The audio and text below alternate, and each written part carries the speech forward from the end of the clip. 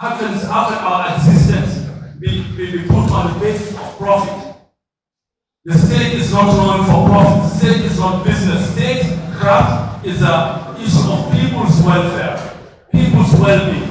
And that is where the problem is today. You should understand all these bourgeois political parties go and hear what they tell you is all about. And I don't think there's any candidate that contested in 2019 that has been in the eye of the public like myself.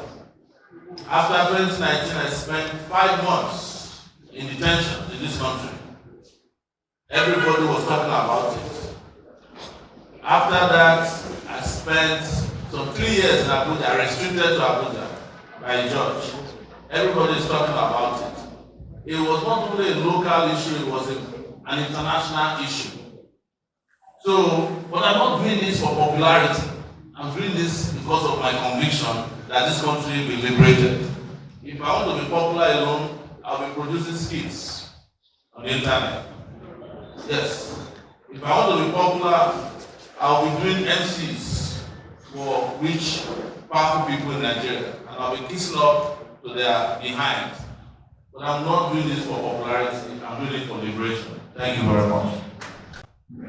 We made it very clear at the beginning of this press conference that this alliance is between the AAC, the authentic AAC, and the authentic PDP.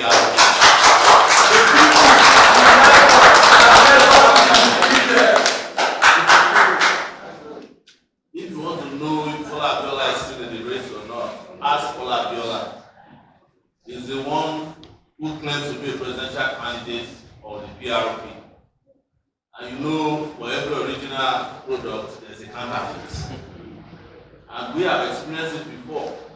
A situation where a party we founded in 2018 was given recognition over the owners of the party by INEC. INEC did it even to reactionary parties like PDP before. APC, through the former governor of Borno, took over PDP. But they kept fighting, and that did not stop them from operating as a political party. Because they believe me, while they were fighting in court, they also kept fighting in elections. You knew this about the PDP takeover by Alimot Sharif. So this are not questions that are relevant to our meeting here today. This is an alliance with authentic voices that are ideologically identical. Yes. I will tell you a small private story. I was one of the people who fought throughout the June 12th debacle against the government with Abiola. Kola Abiola was dating Babangeda's daughter when we were killing ourselves on the streets. Yes, they were having fun. They were opposed to the annulment of the election while we were fighting for the annulment. So Kola Abiola is not a new person to us when it comes to reactionary politics. Deji Abiola almost beat me up in front of the father's house. When we were doing the burial of Abiola, we said no Nigerian government official can come to the burial. This was when Abiola was being buried. Deji Abiola came and tried to beat me up. They were not interested in democracy. They were interested in the federal government visitors who wanted to bring money to them to assuage them over the death of their father that the government killed. So I don't want to get into all those private conversations, but I just want you to know, because this one is also public, that we are not against Kola Abiola's version of the PRP. What we are saying is that we are in alliance with Aminu Kano's version of the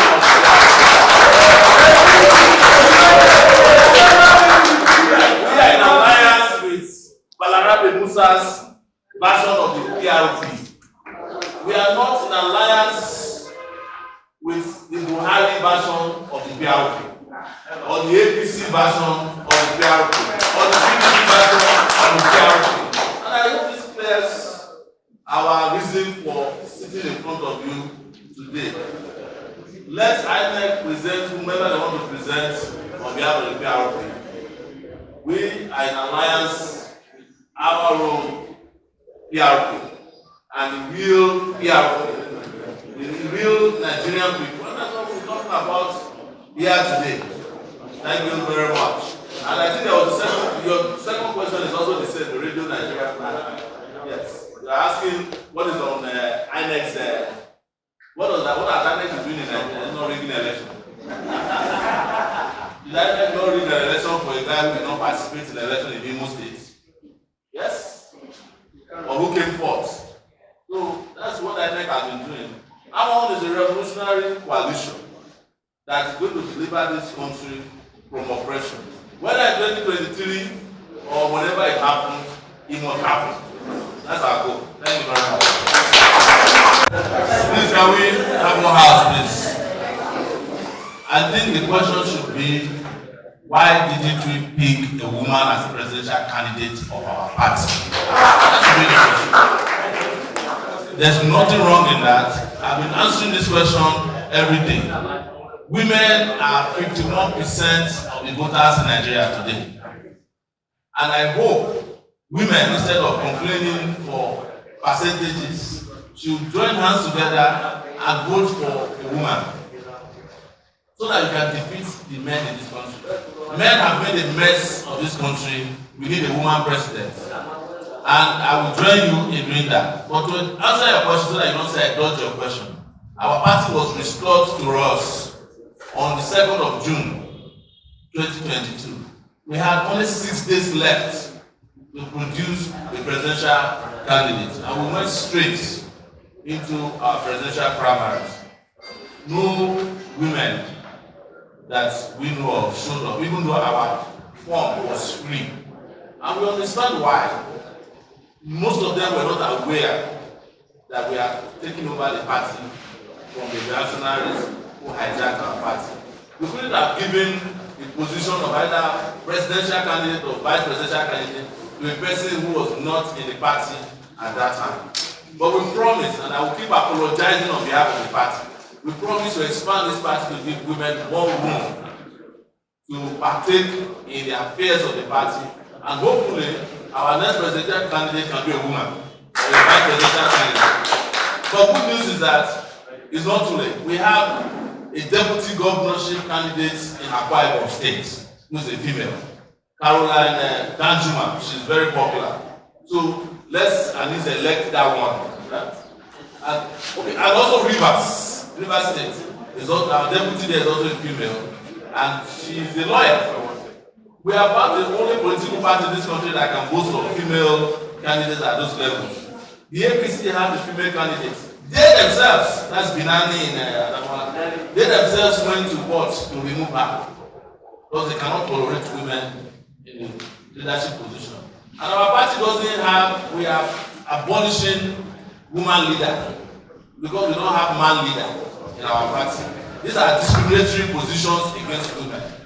And we have said it that women are not unequal to men. But what we haven't done in terms of policy is to ensure that women get their proper place. You guys work the hardest in this country. You wake up in the morning and you are likely to be the last person to go to bed. You work, in fact it is imagined now in this country that women are the ones supporting men.